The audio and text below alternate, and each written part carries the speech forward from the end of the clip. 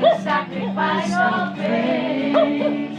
I have seen your power in your holy place, and I have known your mighty ways. I will remember your mercy, and Lord, your faithfulness. Lord, your goodness and your love will follow me all the days of my life. I'm surrounded with the favor of the Lord, always and forever.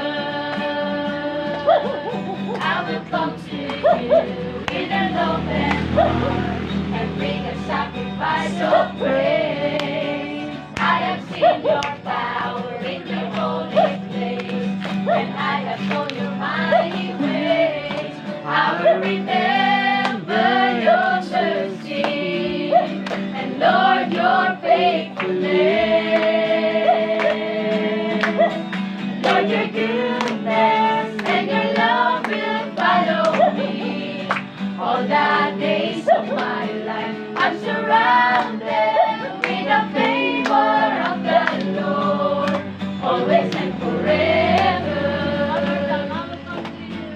I will come to you with an open heart and bring a sacrifice of praise. I have seen your power in your holy place, and I have known your mighty ways. I will remember your mercy, and Lord, your faithfulness. And Lord, your goodness and your love will follow me all the days of my life. I'm surrounded with the favor of the Lord, always and forever. Lord, your goodness and your love will follow me all the days of my life. I'm surrounded with the favor of the Lord, always and forever. Lord, your goodness and your love will follow me all the days of my life. I'm surrounded with the favor of the Lord, always and forever. And your love will follow me all the days of my life. I'm surrounded with the favor of the Lord, always and forever. Always and forever. Always and forever.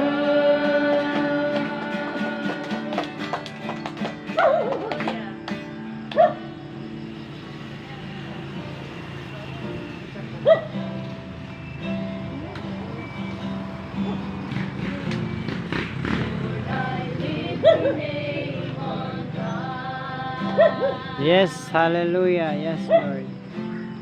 Lord, I love to sing your praises. I'm so glad you're in my life. I'm so glad you came to save us. Lord, I lift your name on high. Lord, I love to sing your praises. I'm so glad you're in my life. And I'm so glad you came to save us. You came from heaven to earth to show the way from the earth to the cross. My death to pay, from the cross to the grave, from the grave to the sky. Lord, I lift your name on high.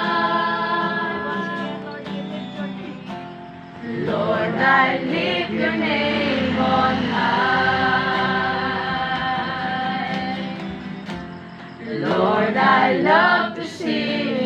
And I'm so glad you're in my life. And I'm so glad you came to save us. Kami, takot kaming mamatay dahil di namin alam kung saan kami pupunta. Di namin alam kung anong kahihinatnan ng aming forever. Ay nagkaroon kami, Panginoon, ng tapang na harapin ang mga bagay na ito. Dahil alam namin, tulad ng sinabi ni Apostol Pablo, for us to live as you, Christ, hallelujah, at isang tubo or day na mataya para sa amin. Panginoon, maraming salamat po dahil bakit it's a gain when we die, dahil po, Panginoon, we will be forever sa inyong piling, Panginoon. Dahil yun po yung kaganapan na inyong po, Panginoon, na ginawa sa krus ng Kalbaryo. Pero salamat po, Ama, dahil hindi lang kami nakatuon doon sa magandang sa langit. Kundi habang kami nasa daigdig na ito, katulad ng aming unang inawit, pwede namin maranasan ang kabutihan mo dahil yun naman po yung ipinangako. Sabi ko, your goodness, your love will follow us, Lord God. Salamat po, Panginoon, na ang aming paningin, bagamat katulad po ng inawit nga po namin, wala po yung fear namin sa kamatayan. Pero salamat, habang kami naman ay nabubuhay pa sa daigdig na ito, ay patuloy namin maranasan ang iyong kabutihan, ang iyong pagmamahal.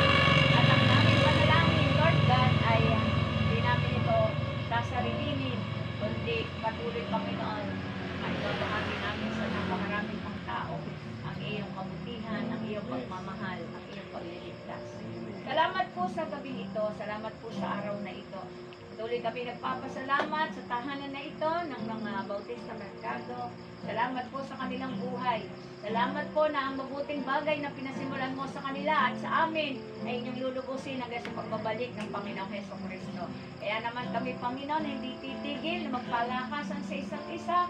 Sa ganon, Panginoon, habang hinihintay namin ang pagbabalik mo, ay patuloy namin maganap ang kalooban. Yes. Salamat po sa inyo po namin pinagkakatiwala ang gabing ito at dalangin po namin. Patuloy mong linisin mga puso namin para kami maging karapat-dapat sa lahat ng inihanda mo para sa amin. Purihin kayo sa pangalan ng Panginoong Jesus. Amen at amen. Ang nakikipag-isa sa Panginoon ay nakikipag-isa sa Kanya sa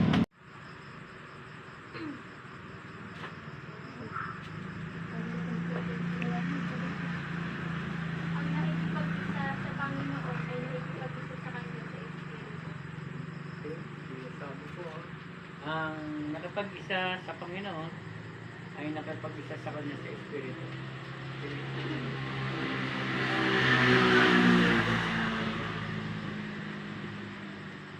Hindi po natin magagawa ang mga bagay na gusto ng Panginoon kung wala tayong pakikipag-isa sa Panginoon. Hindi natin magagawa yon. So, sabi rito, ang nakapag-isa sa Panginoon ay nakapag-isa sa Kanya sa Espiritu. Okay? So, malinaw po doon na sinasabi ng Bible sa 1 Corinthians chapter 6, verse 17, sinulat ng Apostol Pablo para sa mga mananampalataya ng mga taga-Corinto. Ang sulat niya rito ay para sa mga mananampalataya. Ang sabi niya, na nakapag-isa sa Panginoon ay nakapag-isa sa Espiritu. So, kaya nga, kapag hindi nakapag-isa sa Panginoon, pero po Espiritu niya, ay nakapag-isa sa Espiritu. Kapag niya sa ng Panginoon sa Espiritu, hindi po malabong, hindi malayo na magawa natin yung gusto niya. Hindi natin siya susundin. Bakit? Kasi tayo ay merong Espiritu ng Diyos na nakatira sa atin. Meron tayong Panginoon. Dalawa dito ha, nakipag siya sa Panginoon, sa Espiritu. At yung Espiritu na yun na nasa atin, siyang ituturo sa atin o nag-aalis sa atin ng mga bagay na hindi natin dapat gawin. Siya mismo nagpapaalala ng bagay na ito. Okay? Makakagawa ka ba ng isang bagay na hindi maganda kapag ang pangikaisa ka ng Panginoon at meron ka ng Espiritu? Ito makakagawa ng Dati kung nagagawa natin yung mga sumamba sa mga rebulto, di ba? Kasi wala kang espiritu niya eh. Tama ba? Kung nakakagawa ka ng mali, dahil parang natural lamang na nagagawa mo yon. Dahil wala kang espiritu, hindi nakakataka, hindi nakakapagtaka na gawin mo yon. Bakit? Wala kang espiritu ng Diyos at hindi kanya kaisa. Tama ba? So yung nakakagawa ng mga bagay na para sa Diyos at nakakaiwas sa masama at hindi nakakagawa ng masama ay yung may nakipag-isa kay Kristo at merong espiritu ng Diyos. Siya kasi yung pumipigil, siya yung nagpapaalala, siya yung kumukontrol sa atin para hindi tayo magkasala. Okay, naintindihan natin. Dati, ginagawa natin yung isang bagay na hindi ano yung mga bagay na hindi na malimit natin ginagawa ng nung tayo ay wala pa sa Panginoon. Di ba? Dami-dami natin ginagawa. Dati, sumasamba tayo sa mga rubuto. Okay, nag-rosaryo tayo. Di ba? Ha? Nakakaya. Totoo yun, nakakaya sa mga toto, sa mga ripa. So, hindi nakakataka. Hindi nakakapagtaka na gawin nila yun.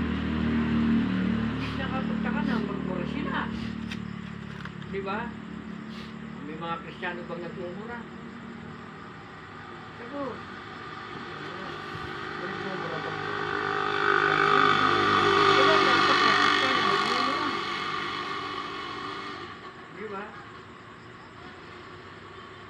Bakit kayo nakatingin sa atin? May Kristiyano ba nagmumura? Walang Kristiyano. Kasi malinaw sinabi dito na ang nakipag-isa sa Panginoon ay nakipag-isa sa Espiritu.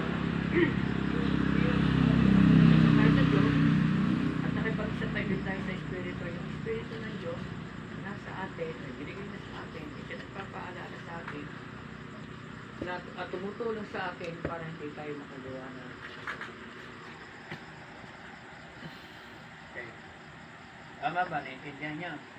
Kaya nga magtaka kayo kung bakit kayo nakakagawa ng bakit yung kayabangan, isa pa rin yan. Yung kayabangan, kasinungalingan.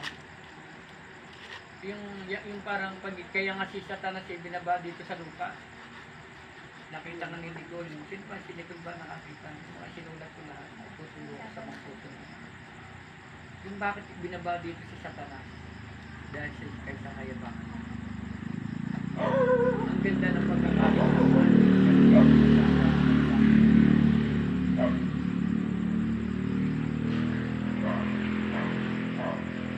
At tayo na mga nakipag-isa kay Kristo, nakapag-isa sa Diyos. Tingnan niyo po ang makapag-isa sa Diyos.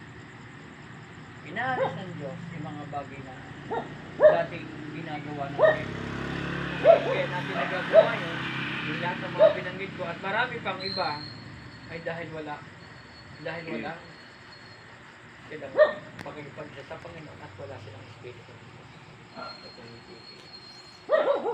Kaming dalawa kanina, mag-asawa, may pinag-uusapan. Sabi ko, ay wala naman kaming dalawa nag-uusap. Kami rin parehong sumasagot. Wala tayo mga asahan na magandang gagawin ng mga yan. Totoo yan. Wala naman tayong magandang makikita sa kanya. Wala naman tayong magandang naririnig sa kanya. Bakit? Wala sa Kristo, wala sa Holy Spirit. So kaya tayo, alam natin may nang nagpo-convict sa atin, may nagpapaalala sa atin para makakuha tayo. Pero hindi natin magawa yun. Kaya nga, sa amin dalawa, kaya nga hindi na kami nahihirapan tagpahan.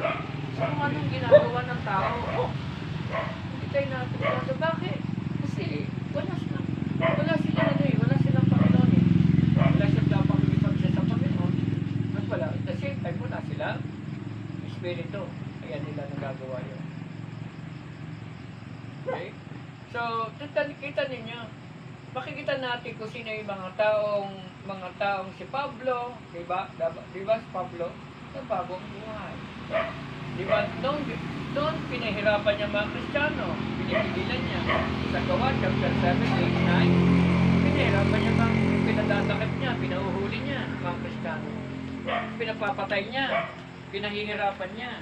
Inuusig niya mga Kristiyano. Kapag siya may nakitang ganitong nagsasama-sama, pinupupuntahan niya, humihingi siya ng pahintulot o kasagutan para ay ginagawa niya yun dahil wala siyang Panginoon at wala pa siyang malinaw na pagkaunawa kung sino, kung ano yung ginagawa niya.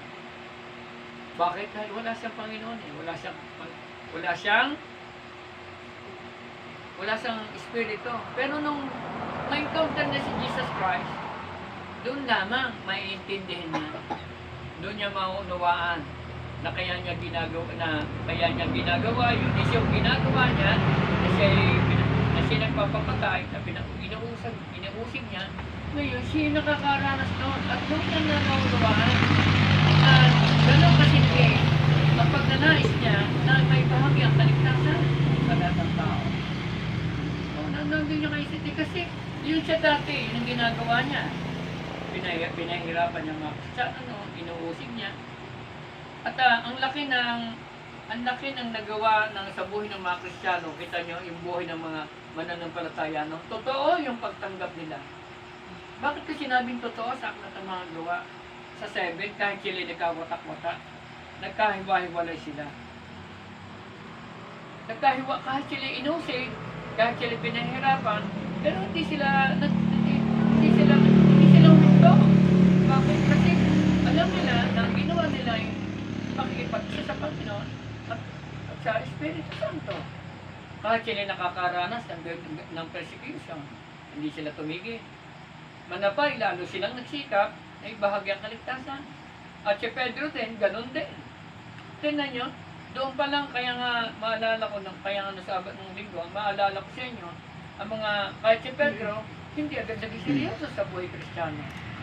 Tama si Pedro, yung kung naalala nyo, kahapon lang nyo, Kuya Eddie, na siya ay dininay niya si Jesus Christ. Hindi niya napaniwala na napapatigil niya ang bagyo at ano. Hindi niya agad matanggap nung siya nakakano, naglakad sa tubig, hindi agad basta niya mapaniwala. Lulubog siya dahil sa kakulangan ng kanyang pananampalataya. At sa kanyang ganyong karanasan, at kanyang araw-araw na kasama, tingnan nyo ha, araw-araw na kasama ni na Pedro ang Panginoong Jesus. Pero hindi sila nabuhay. Nakatulad ng Panginoong Jesus. Kaya sasabihin ng Panginoong Jesus, anong meron kayo? Pambihira kayo. Sabi niya, ang lilitan yung pananampalataya, hindi niyo kayang paniwalaan.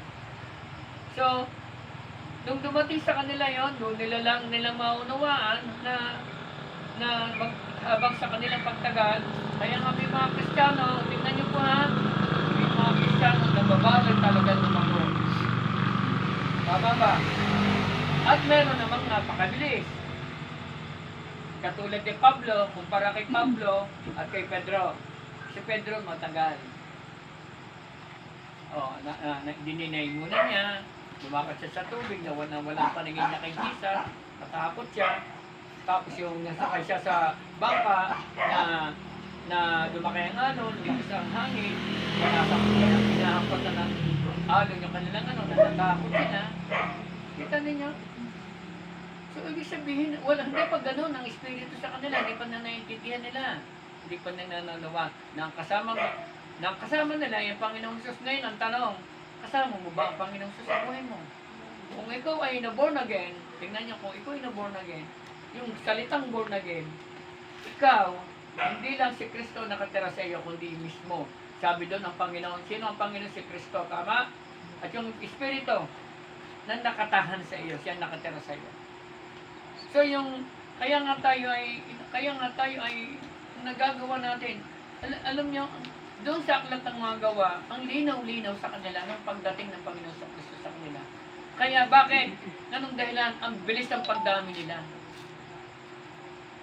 Madali nilang naunawaan, madali nilang tamanggap. At higit sa lahat, talagang tumimo sa puso nila ang mga tinuro ng mga apostol. Kaya nga sabi doon, nanatili sila sa mga tinuro ng apostol.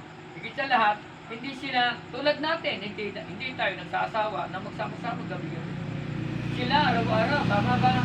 Sa aklat ng mga gawa, chapter 2, araw-araw sila. Tama ba? So doon nila naiintindihan na, but even siya, kahit si Pablo, nung maano niya yun, nung maunawaan niya yun, ang dali niyang naisuko, ang bilis, instant yung kanyang pagbabago. Ganon kabilis, ganon kadali ang pagbabago ng kanyang buhay. Bakit? Kasi lasap na lasap sa kanyang buhay yung pagdating ng Panginoon sa kanyang buhay. Kaya ang daming nawala, ang daming nabago, ang daming inalis, ang daming niyang isinuko. Tama ba? So tayo rin, kapag narasap natin ang pag-ibig ng Diyos at naranasan na talaga natin na katulad ni Apostol Pablo, alika ba doon sa dalawang yun? Apostol Pablo kay Apostol Pedro. Tingnan nyo, pero sa Apostol Pedro, grabe naman ang ginawa. Nung siya'y naging seryoso sa Panginoon. Grabe naman ang ginagawa niya. Alos na ang ginawa ng Panginoon sa kanyang buhay. Tingnan natin.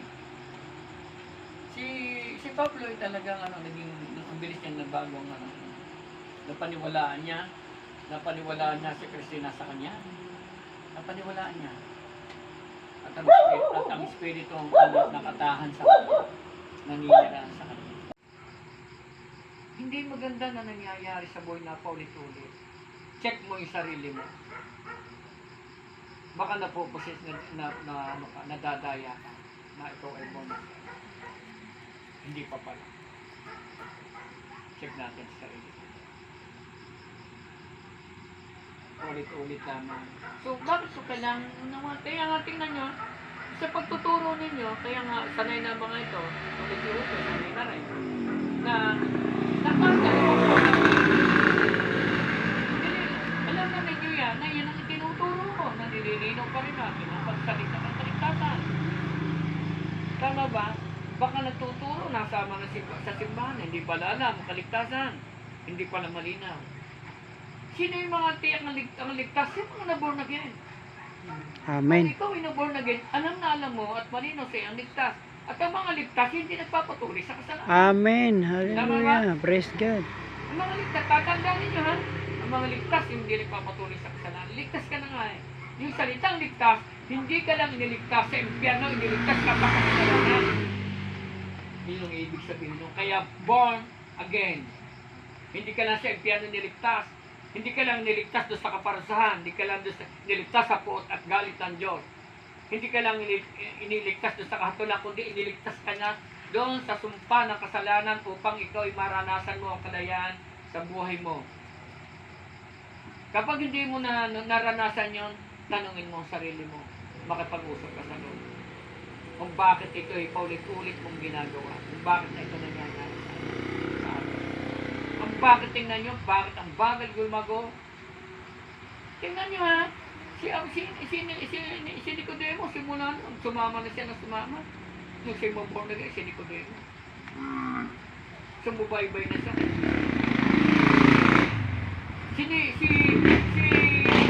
Makikita natin, mapapag-aralan ninyo, si Pedro, kahit nagkaganoon, naging seryoso naman siya. Kaya nga, siya yung tao namatay na pinaligtas. Baliktad siya nung pinako sa krus. Si Pedro. Ganun niya, nung siya'y maging seryoso, totoo sa Diyos, ipinaglaban niya ang kanyang pananampalat. Talagang tinindigan niya, tinayuan niya na si Kristo'y nananahan, nakatira sa kanyang buhay.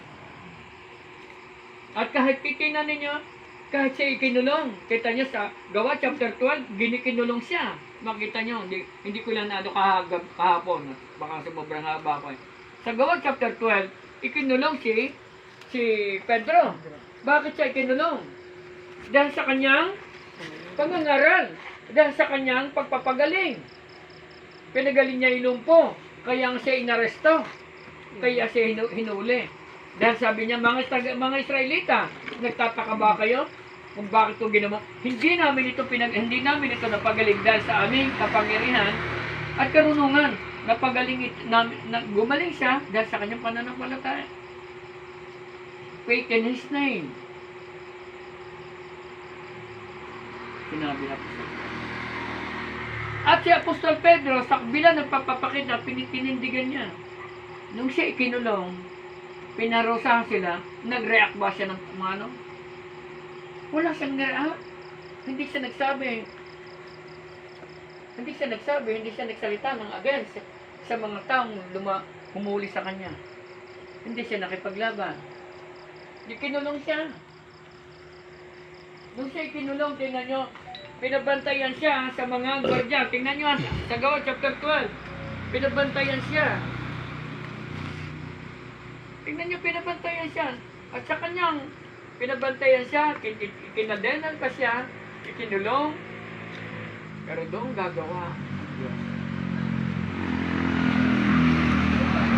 Tingnan natin, paano natin mararanasan ang Diyos kung patuloy tayo sa kasalanan? Si Pedro kaya hindi niya naranasan at naranasan na pagsama dahil siya hindi pag-aalala sa buhay.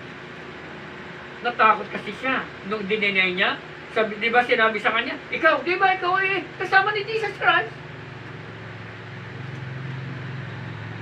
Sabi ni Pedro, hindi ko kilala yan.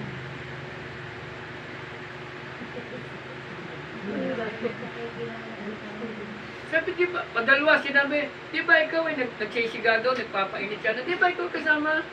Sabi doon, sabi, hindi ko nakikilala, sumpa, mamatay man ako, sabi ni Pedro.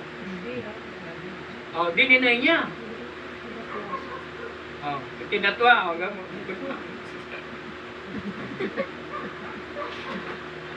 Ano naman? Hindi talagang hindi inano niya patatlo. Sabi niya, kahit yung mga, halimbawa, dininay niya, yung mga kasama na, halimbawa, kami din, hindi rin kami yung nadala niya, si Pedro, yung kanyang mga kasama, kami din, hindi kami papayag. Handa kami mamatay para sa iyo. Yung ikatlong pang gano'n na, di ba? Nung dakwi na, di ba kasama ka niya? Sumpain man ako, mamatay man ako, hindi mo siya nakikilala, sabi ni Pedro. Doon lang siya magiging seryoso na makita niya, hindi nakita. Doon siya tumangis siya, di ba? Umiyak si Pedro. Doon nagsimula ang pagiging seryoso niya na ang akala niya, yung ginagawa ng mga humuli sa kanya, parang ganun lang kadali. Nung makita niyang ang Panginoong Jesus ay hinuli na, at ipapako sa krus, doon lang siya nagsisisi. Doon lang siya magsiseryoso. Ngayon, ang tanong ay, seryoso ka na ba sa pakipag-ugnay mo sa Diyos? Sagot kayo. Amen. Ha? Hindi seryoso tayo. Dahil yung ginawa natin, yung nangyayari sa atin, hindi ito isang biro-biruan, hindi ito isang laruan. Ito isang seryosong pakikipagtipan natin sa Kanya. Isang seryosong relasyon. Hindi ka lang nagpapalistan, ikaw yung naging member para makapasok ka sa langit.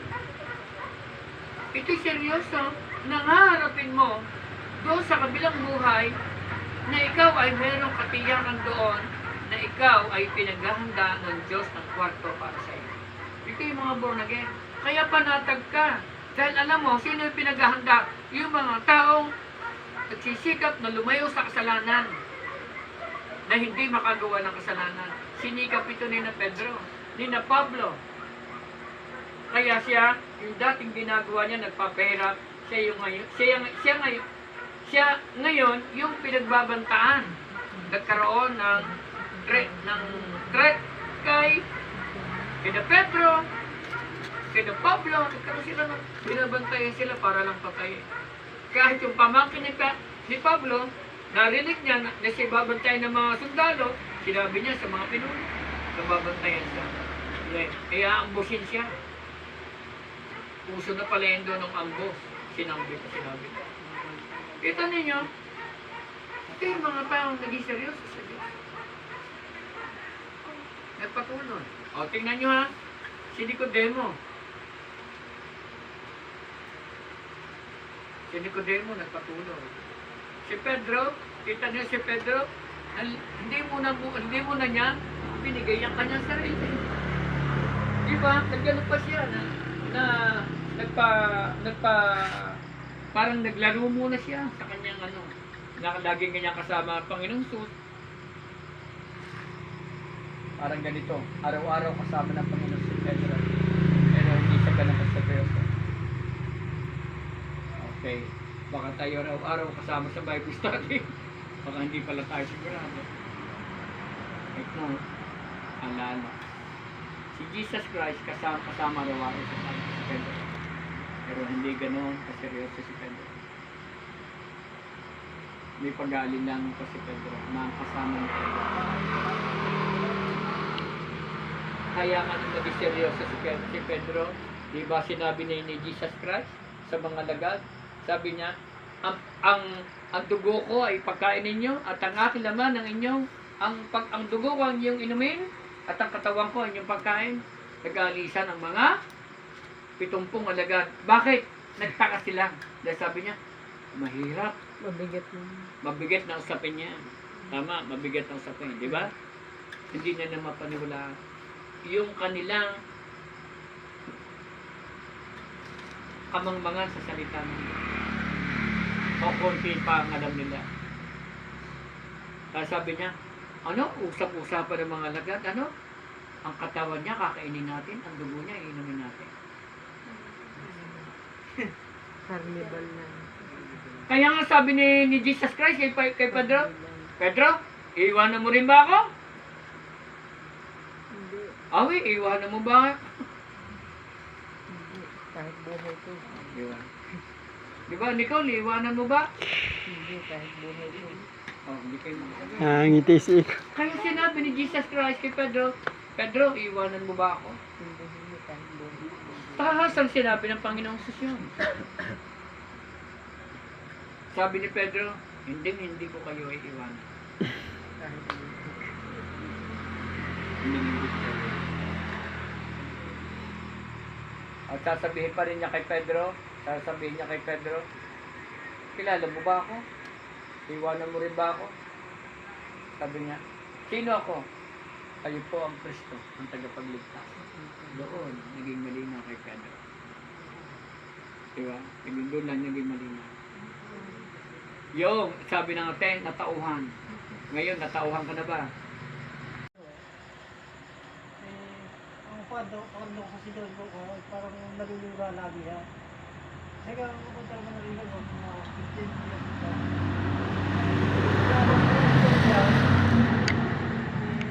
Wala po. Tapos yan ha. Hanggang patas hanggang sa isang higit ko lang, pinapo na. Ganun pala ang ginawa niya. No? Hindi naman yung pala ate Irene. Hindi, bata pa ko lang. Yung bata. Ibig sabihin, ganito lang talaga. Inalis yan ang paninigarilyo. Ito lang inalis yung paninigarilyo. So, bulit lang. Bulit lang, meron bata pa ko na ako. So, hindi makita natin yung High school pa. pagbabago na nagaganap. Hindi man bigla, makikita natin sa tatlong akinang sa inyo. Hindi man bigla, at least napapansin mo sa sarili mo, may pagbabago hanggang sa maging ganap na nagbabago. Iba-iba naman kasi, katulad ni Apostol Pablo, bigla ang pagbabago. Si Pedro, hindi agad. Iba-ibang katayo ng tao. Pero, ang mahalaga doon ay merong nangyayaring pagbabago sa buhay natin. Bakit? May nakatira. May nakatira. Sino nakatira sa iyo? Dapat alam mo at malinaw sa iyo na nakatira sa iyo ay si Kristo. Hindi man bigla, pero nakita mo ang pagbabago unti-unti. At salamat sa Diyos, Yan ang pagbabago na nagaganap sa atin. Okay? So, hindi lang, tingnan nyo po ha, baka isipin nyo rin mabuti, baka akala nyo, sa kahalayan lang kayo, sa kahalayang kalaswan, ayun na, baka hindi nyo namamalayan, hindi nyo nababantayan sarili ninyo. You must be careful sa atin. Kasi akala natin, napalaya ka na sa ganito, meron ka pa palang ibang ginagawa, na naisingit siya si Satanas. So, anuhin mo, Bible na magsasaliksik sa iyo, Bible na magtuturo sa iyo. Baka akala mo, yun lang, pinalaya ka sa inggit, pinalaya ka sa galit, pinalaya ka sa kayabangan, pinalaya ka, meron pa palang bala sa si Satanas, hindi mo na yan, Tatanda. Yun ang talagang born again. Kaya from the word of born again, yung ano, pinalitan ng Diyos. Kaya nga born, isinilang kang muli. Yung lahat ng bagay na iniligay sa iyo ni Satanas, ipinalitan ng Diyos ng kanyang kalikasan. Dati, ang kalikasan ni Satanas ang nasa iyo. Dahil sa pakikipag-isa mo sa Panginoon sa Espiritu Santo, yung lahat ng bagay na iniligay sa iyo ni Satanas ay inalis na ng Diyos. Dahil sa kanyang dugo at kamatayan, babaguhin. Kaya dapat tayo, hindi lang tayo relax sa paisi-isi lang sa buhay Kristiyano. Dapat napapansin natin, baka mamaya, may nakasingit na pala, hindi natin alam. May ginagawa ka na palang iba, meron ka na palang ibang pinagkakaabalahan. Meron ka na palang ibang pinagtutuunan ng pansin, akala mo, doon ka lang sa ganung bagay na ano. Tingnan natin. So, paano mangyayari ito? Itong Bible na magtutuwid sa atin. Walang iba. Ang pagtuunan mo ng pansin ay ang Bible, gawin mo siya araw-araw na pagbabasa. Dahil ito magtuturo sa atin. Ang mag-iiwas ay at paglalayo. Tama ba? So, kita nyo ang nangyari kay Jose. Ang daming sa kanyang mga trials. Tama ba? Hindi lang sa babae. Kundi doon. Ang daming doon sa kulungan. Doon sa kanyang mga kapatid. Ang daming pinalaya kay Jose. Tingnan nyo, galit ako pinagdaanan ni Jose. Mula pa sa pamilya niya, na-overcome niya yon. Kaya siya tinawag na overcomer. Gano yan. Na-conquer na yan. Mula doon sa kanyang pamilya, doon sa labas pa, tingnan nyo from inside the family, doon sa outside sa labas, doon sa kanyang mga hindi niya kakilala, nagdana siya pero na-overcome niya. Sa kulungan, at harap siya sa hari, pero niya, still hindi siya nagbago. Kaya ang sabi ni doon sa Bible, makikita, kahit kailan hindi pinabayaan ng Diyos. Bakit? Meron kasing malalim na kaugnayan sa Jose. Lagi siya nakikipag-ugnayan sa Diyos. Ay, yung mga sinabi ninyo, hindi ko naman sinasabing ano, pero inyo nang obserbahan ang mga sarili natin. Baka akala natin, ang tinitingnan natin ay ang pagiging matuwid natin. Dapat ang makita mo yung katuwiran ni Jesus na nasa iyo. Hindi yung pagiging matuwid mo. Magkakamali ka doon. Dapat yung katuwiran lagi ni Jesus, yung righteousness dapat ni Jesus Christ. Yung holy and blameless. Kaya nga si from the word of God, sinabi na yun. Kaya nga tayo, maging aware tayo sa ginagawa natin. Baka meron ka palang ibang pinagtutunan ng pansin. Baka meron ka palang ibang pinaglalaanan ng oras. Pinagduukulan ng panahon. Hindi mo na babantayan. Akala mo, libangan lang. Akala mo ganito. Hindi mo lang na nakasingit na pala si Satan. You must be careful. So, kaya nga, ang Bible ang magpapaalala sa atin, kung ikaw'y nakapag-isa sa Panginoon, ang banal na Espiritu hindi papayag na hindi ka laging i-convict o palalahan. So, yun ang trabaho ng Espiritu na sa atin. So, kaya kailangan mali-mali yung manuwa natin. Kapag makakagawa ka ng kasalanan, dapat, ang nakakaisip ka, dapat alam mo. Ay, kaya hindi natin na itutuloy. Diba? So, gano'n daw ang mga born again. Yung mga nakipag-isa kay Kristo. Okay, tayo natin. May gusto kayo tanong?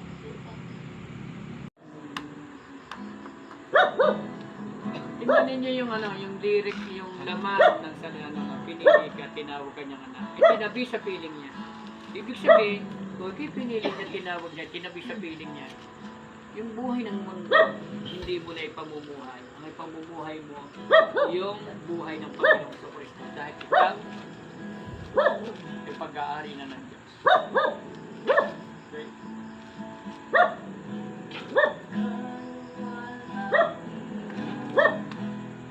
Kataas-taasan ka, ang Panginoon.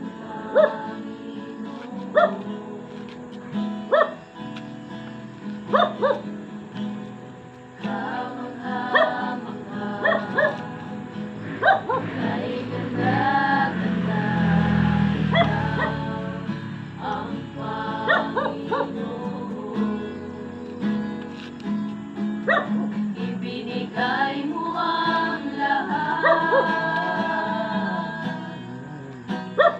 Diyos, inibig mo ang isang tulad ko. Tinawag mo ang anak, itinabi sa piling mo, At sa iyong mga mata, Ako'y malinis na katwiran ni Jesus, ang iyong nakikita. katulad ng panalangin ng Apostol Paul. para masikreman. Maniwalaan po namin na lahat ng narito, pinalitan niyo na po ang aming pagkatao. Ang pagkatao namin ay yung pagkatao ng Panginoon sa Kristo. Yes, O Lord, salamat po.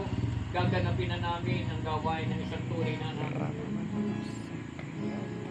Hindi na kami mabubuhay sa kasalanan. Mabubuhay na kami sa kalooban ng aming kasalanan na kahit kailan hindi nagkakaroon. Na pwede namin maranasan ito habang kami nasa dating na ito. Marami pong salamat. Patuloy nyo kami palalayain, Panginoon. Tuloy nyo kami dadalhin sa liwanag ko. Tuloy nyo kami dadalhin sa kalooban. Lord, maraming pong salamat sa pinapangyari nyo ng gabi. Naging sensitibo po kami sa sinasabi ng Banal na Espiritu sa amin. Maraming pong salamat. Hallelujah. Touch. Patuloy kang magpapahayag sa bawat isa sa amin. Lord, maraming pong salamat.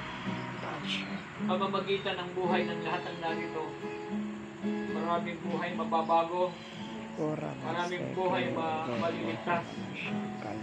Ang makakaalis sa puot at galit mo, Panginoon. At marami din ang gagaling. At marami makakapasok sa kaharian mo, Panginoon. Panginoon, gawin niyo po kami patuloy na ilawatasin ang sanlibutan nito. Upang sila po ay madala namin sa iyong Panginoon.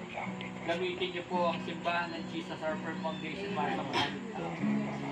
O Lord, kami po ay para sa iyo at ikaw ay para sa amin. Ibaba niyo po palagi Panginoon sa amin ang makalangit at nakalooban mo, Panginoon. Kung kami, Panginoon, ay punuan niyo po yung aming pagkakas. Lord, marahil napapagod na ang iba. Mapagod ka sa paggawa ng kasalanan. Mapagod na sa gawain ng mundo na meron ito. Sawang-sawa na sa lahat ng ginagawa. Lord, kausapin niyo po kami lahat ng narito. Yes, Holy Spirit, touch you. Bigyan niyo po ng kapayapaan ng bawat isa. Bigyan niyo po ng katahimikan. Bigyan niyo po ng katiyakan ng buhay ng pinangalan. Bigyan niyo po kami, Panginoon, na kami po ay nakatiyakan. Kami po ay tunay na nagmamasaya at nagliligtas. Lord, nais na namin ibigay sa iyo, isuko ang buong buhay namin sa iyo. May suko namin ang lahat-lahat sa amin. Mga bagay na kinatatakutan namin, ibigay sa iyo. Mga bagay na pinababalisahan namin. Lord, humingi kami ng tulong at lakas mo, Panginoon. Hindi po namin magagawa ito kung kami po ay walay sa iyo. Kung kaya na kami nananalangin dahil alam namin meron kayong gagawin sa buhay namin. Palalakasin nyo kami, palalayain nyo kami, tutulungan nyo kami, bibigyan nyo kami ng lakas upang mapagtagumpayan namin ang lahat ng ito. Yes. Marami pong salamat. Salamat po sa gabing ito. Salamat po sa pinapangyari niyo po sa buhay ng bawat isa. Natutunayan niyo sa amin na kami po ay mahal na mahal niyo. Mahal na mahal niyo po ang Pamilya Mercado. Mahal na mahal niyo po ang bawat pamilya natin. Panginoon, habang kami nasa didig nito, lalakaran namin at pamumuhay namin ang buhay mo na itig natin sa lupa. Maraming pong salamat. Gawin niyo po kami patuloy na liwanag at tanglaw ang sanlibutan ito. Salamat po Panginoon sa pinapangyari niyo po ngayong gabi. Patuloy ng pagkausap niyo po sa buhay namin. Pinagpapala ko po ang lahat ng narito. Ilalayo niyo po kami sa lahat ng gawa ng kawan, mga pagliling ng pagdaraya, pagluloko. Inaalisan na namin itong araw na pagkasalan. At sinagawa niyo, lalo na rebuke niyo. Espiritu ng hindi pagpapatawad ay rebuke niyo. Espiritu na paulit-ulit ang kasalanan na rebuke niyo. Tinatawid ka na namin ngayon. Sinasaway ka na namin ngayon. Hindi ka na namin pinapayagan. Hindi ka na namin pinapayagan. Sige, rebuke niyo yung mga bagay na nagiging dahilan. At merong hulsa sa satanas, utusan niyo ngayon. Sige, utusan niyo, rebuke niyo, ikasawag niyo. In Jesus' name. Hallelujah. Hallelujah. Rebuke niyo. Yes, in Jesus' name. Sawayin ninyo sa inyong mga sarili, sa inyong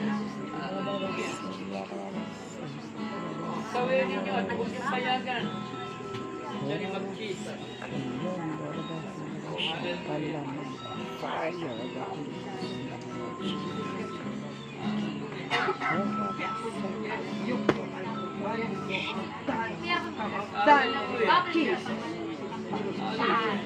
Nasa atin ang authority.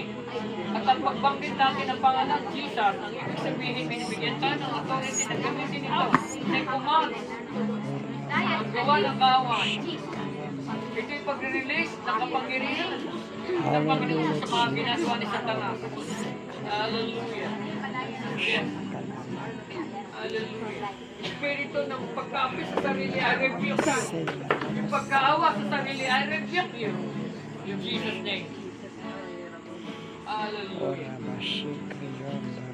Espiritu ng pagkahabag sa sarili, I rebuke you. In Jesus' name. Hallelujah. Yes. Espiritu ng murmuring, I rebuke you. In Jesus' name.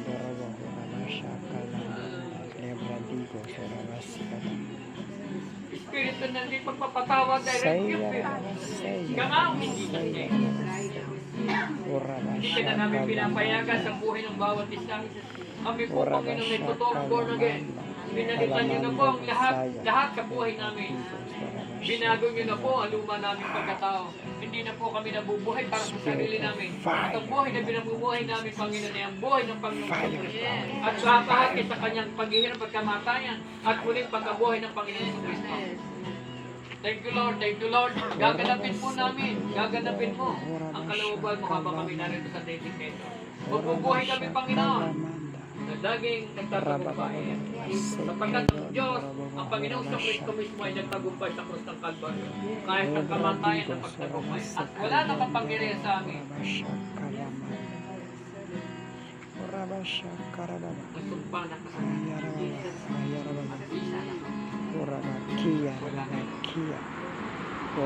Tapos na ito ng Panginoon sa Kristo sa krus ng Kalbaryo. Lord, marami pong salamat. Po, Panginoon. Hallelujah. Thank you, Holy Spirit. Buhay kasama ng Panginoon sa Kristo. Laging nagsasabi, we are more than conquerors. In Jesus' name, Amen.